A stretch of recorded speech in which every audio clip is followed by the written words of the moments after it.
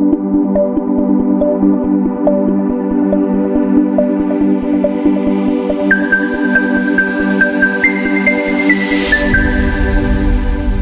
everyone, my name is Rashmi Samant and today I will discuss about the topic hemophilia. Hemophilia is a hematological disorder. Definition: an inherited bleeding disorder in which absence or low level of clotting factors causes the blood to clot improperly is termed as hemophilia.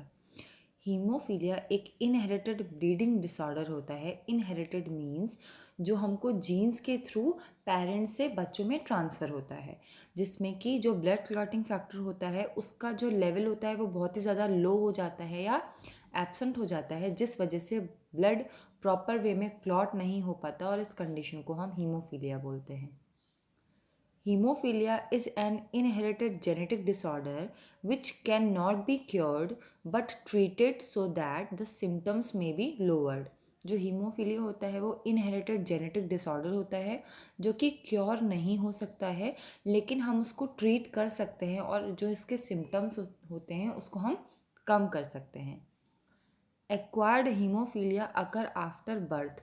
जो acquired haemophilia condition होती है वो birth के तुरंत बाद होती है और ये बहुत ही रेयर कंडीशन होती है. इसमें जो इंडिविजुअल होता है, जो अफेक्टेड होता है, उसका इम्यून सिस्टम एक ऐसी एंटीबॉडीज़ को डेवलप करता है जो कि क्लॉटिंग फैक्टर 8 और 9 को अटैक करती है और उनको डैमेज कर देती हैं. टाइप्स: हीमोफीलिया बेसिकली 3 टाइप्स का होता है. हीमोफीलिया ए जो कि अकर होता है due to deficiency of clotting factor 8. Haemophilia B ये अकर होता है due to deficiency of clotting factor 9. And haemophilia C ये अकर होता है basically due to deficiency of clotting factor 11. Aetiology: deficiency of blood clotting factor type ABC hemophilia occur due to deficiency of clotting factor 8, 9 and 10. Basically जो haemophilia होता है वो blood clotting factor की deficiency की वजह से होता है. अगर ब्लड क्लॉटिंग फैक्टर 8 की डेफिशिएंसी है तो हीमोफीलिया ए होगा, अगर 9 की डेफिशिएंसी है तो हीमोफीलिया बी होगा और अगर 11 की डेफिशिएंसी है तो हीमोफीलिया सी होगा. The type A and B hemophilia are X-linked. They occur in men and are carried by asymptomatic women. Spontaneous gene mutation may cause the hemophilia. Basically जो A और B type of haemophilia होता है वो x linked होता है और वो main में होता है, क्योंकि जो वुमेन होती है वो एज ए कैरियर वर्क करती है और बेसिकली ये जीन म्यूटेशन की वजह से होता है. साइन एंड सिम्टम्स: क्योंकि हीमोफीलिया कंडीशन में जो ब्लड क्लॉटिंग फैक्टर होता है हमारा उसकी डेफिशिएंसी हो जाती है, तो उस वजह से यूरिन और स्टूल में भी ब्लड आ जाता है, हैवी ब्लीडिंग हो जाती है, ब्लीडिंग गम्स हो जाते हैं, फ्रीक्वेंट नोज ब्लीड्स हो जाता है, जॉइंट पेन हो जाता है, जॉइंट में टाइटनेस आ जाती है और इरिबिलिटी हो जाती है. इरिबिलिटी मतलब चिड़चिड़ाहट. ये बेसिकली चिल्ड्रंस के केस में होता है.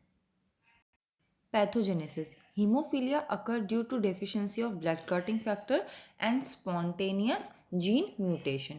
बेसिकली जो हीमोफीलिया होता है वो या तो ब्लड क्लॉटिंग फैक्टर की वजह से होता है या फिर जेनेटिक म्यूटेशन की वजह से होता है.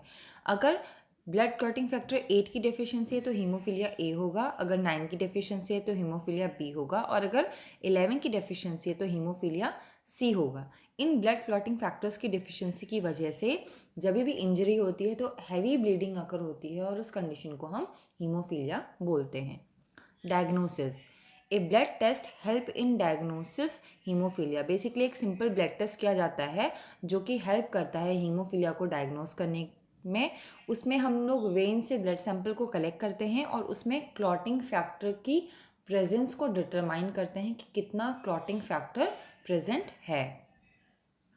इसमें बेसिकली 3 कंडीशंस होती हैं: माइल्ड हीमोफीलिया, मॉडरेट हीमोफीलिया और सीवियर हीमोफीलिया.